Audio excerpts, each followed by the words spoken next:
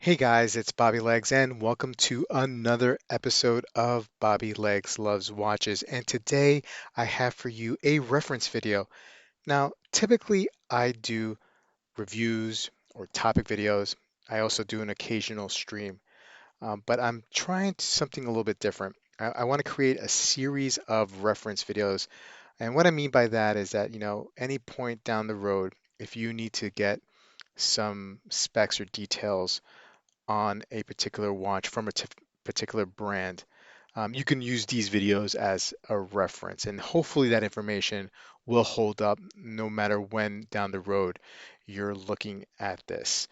So my first video here is going to be on Sinn 104 and the Sinn 105. Now the 104 is a flagship model, one of the flagship models for Sinn, and it's a very popular one, a really good seller for Sinn. The 105 came out in the fall of 2020. So I'm sorry if I'm a little bit late to the party on that, but I wanted to create a video with both of these models together because I do plan on doing some comparison, and I'm going to interlace some opinion in this reference video. So not a true reference video, but hopefully you can still get something out of this. Now, before I continue, please remember to like and subscribe and click that bell icon to get updates whenever I upload new videos. I love making these videos and I hope you like them too. So let's get on with it. So let's kick off with the Zen 104. And what I mentioned in the earlier part of the video is very true. This is one of the flagship models for Zen, one of the more popular models, one of their best sellers. It is a great looking everyday watch. And if you heard me in the last year and a half, I've told anybody who's willing to listen, I think the 104 is the gateway watch into the Zen collection and possibly all of German watch collection. It's a great first step. It's a good looking watch, good everyday wear looking watch, and there's a lot of reasons for that. I mean, it's easily legible. You have a timing bezel. You have uh, day and date functionality to it. The dimensions are great. You have a case diameter of 41 millimeters, a lug width of 20 millimeters, so you're going to be able to change out a lot of straps. It's a strap monster, as they say. Its case thickness is 11 and a half millimeters, which will fit under a cuff, and its lug to lug is 47 millimeters. So it's going to hit the sweet spot for a lot of wrists out there. You have a workhorse movement with the Salida 220, the 28,800 beats per hour, 26 bearing joules. Yeah, the certifications, the DIN certifications, the 8309, the anti-magnetic certifications, these are German certifications. And the 8310, which is waterproofiness, it has a water resistance of 200 meters, screw down crown, exhibition case back, so you get a good look at the movement. So, and you're looking at a range and price at 1440 to 1780. Now, this is a snapshot in time in the beginning of 2021. They did raise prices late last year. So even, it's still, pretty good and a buy, I believe now, but it was even better before. And these watches end up holding their value in the secondary market. Now, you do have some models to choose from, of course. You do have a black dial with Arabic numbers, and then you have the black dial, blue dial, anthracite, and white dial variations. And these are just all very, very good looking. That white dial is a classic. That's the one that most people gravitate to, and rightfully so. I mean, I love the syringe hands on all of these, and the one in the white is particularly special because the indices and the syringe hands are, they're bordered with this black, thin black border there, and it just really makes it pop. Now you also have a lot of limited editions that they'll run every year or so, Zinwell. You had variations like the white dial with the red second hand, or a nail polish green that glittered kind of dial. And then you had last year in 2020, you had the ABE version that had the blue dial, but with the kind of the patinaed look of the indices and the hands. And that sold out pretty quickly and was selling over. MSRP for a really long time. I still think it might be selling over MSRP. So a very, very popular model, rightfully so, good looking, everyday watch. The 104 is definitely a classic. Now, next up is the 105. And the reason why I'm comparing this fall 2020 release with the 104 is because aesthetically, they pretty much look the same, especially at quick glance. Like I remember looking at the 105 real quickly and thinking, wait, that's the 104. Why does it say 105 on it?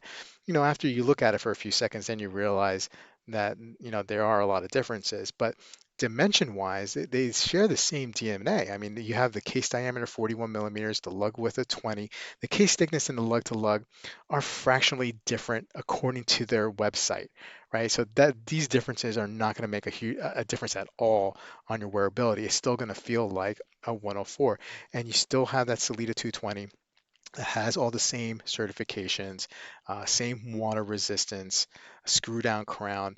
So this watch, if you close your eyes, it's going to feel the same on wrist. Now, look, there's obviously a lot of differences here when you actually take a look at it, right? So, the huge difference here, if to me, is the dial, but let's touch the bezel first. Now, the bezel has this black hard coating on a tegmented technology basis captive bezel, right? So this is going to be much harder to scratch than the aluminum bezel that you see on the 104. So, that's a good improvement on in my opinion. When you look at the dial, though, the dials is there's a lot going on here that is totally different. So gone are the hour indices, like the stick hour indices. You have these pill shape indices. Okay, I mean they're slightly bigger than the minute track there. So okay, and then you have the hour and the minute hand that are no longer the syringe hands that you have at the 104. So you have these like stick hands here that are rounded off at the ends.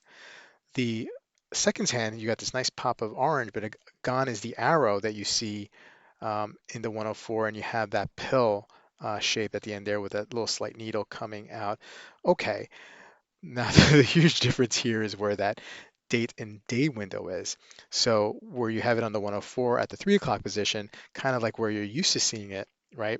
Not just in Zinn watches, but in other watches, other brands, you have it at the 6 o'clock position. Now, this is not the first time that anybody's done this. This is done before, but it's just not done regularly. And maybe there's a reason why, because when I first took a look at this, I was like, yeesh, I don't know. That's going to be pardon the expression, a tough pill to swallow. So I'm still not quite there yet with this, right? Um, but I give it to Zen, for trying something different. Getting back to that bezel, what I do like what they did there too, on top of the material, is that you do have this 12-hour bezel, so you can keep a track of a second time zone, the 12-hour zone. But you also have cleverly the 5 minutes um, underneath the hours here, so you can still have that countdown or timing bezel here. Very, very cleverly placed there, and I think that's a good touch. So a lot of positives here with the 105. And a lot of things that are going to take a little time to get used to. Now, you do have a price range between 1560 and 1840. This is a snapshot in time at the beginning of 2021, so that's what these prices are. And you have a choice of strap or bracelet or white dial, black dial. But I think what the real takeaway with the 105, and this is I was really excited about, and I had wished or was hoping for a while that they would do with the 104, is that they have a 105 they have a UTC version for the 105. I was hoping that they would do this for the 104 for the longest time, but now that they've done it to the 105. I doubt they'll ever do it to the 104. I mean, these watches are so similar looking, like you would cannibalize each other by doing that. Now I know Zinn has other models with the UTC functionality in it, but they don't look anything like the 104 or the 105. So if you're hoping for a UTC version of the 104, you're probably not going to get it. But with the 105 UTC, which is exciting about this, is so gone is that day window above the date at the 6 o'clock. So, okay. that I could deal with. Of course, I could deal with a date at the 8 o'clock position. And you have this um, really you have this orange UTC arrow that is sticking out, that is much bigger than the other UTC hands that you see in the other Zen models. So a very prominent hand here. Um, One of the things that I wish Zen would do, and they haven't done it with their other UTCs, is there's no loom on this one, right? That I'm aware of. So it is kind of like, you know, I just wish they would do something like that. I mean, that would be a nice little touch. Yeah, there's no loom on it. So that's something maybe down the road, Zen would want to consider looming that hand. I don't see why not. And then you have the UTC written above that date window at the 6 o'clock position in orange. So, big fan of the 105 UTC. The 105 still has to grow on me a little bit. I'm still scratching my head, why did they come out with this version? Um, I'm sure somebody is going to make a comment and say it's all about marketing and have a lot of good reasons why they did it. And maybe they are good reasons for doing it. I'm still trying to figure that out. Anyway, guys, I hope this was useful. It actually turned out to be a review video, but I really meant it to be like a reference video interlaced with my opinion. I guess when you do reference videos with opinion, they become review videos. Anyway, let me know what you think below, in the comments below. I would really like to know if this is a kind of videos that you would like to see coming from me down the future. I certainly like getting into doing deep dives on these models for these brands. So anyway, guys, have a good day, and I will see you guys in the next video.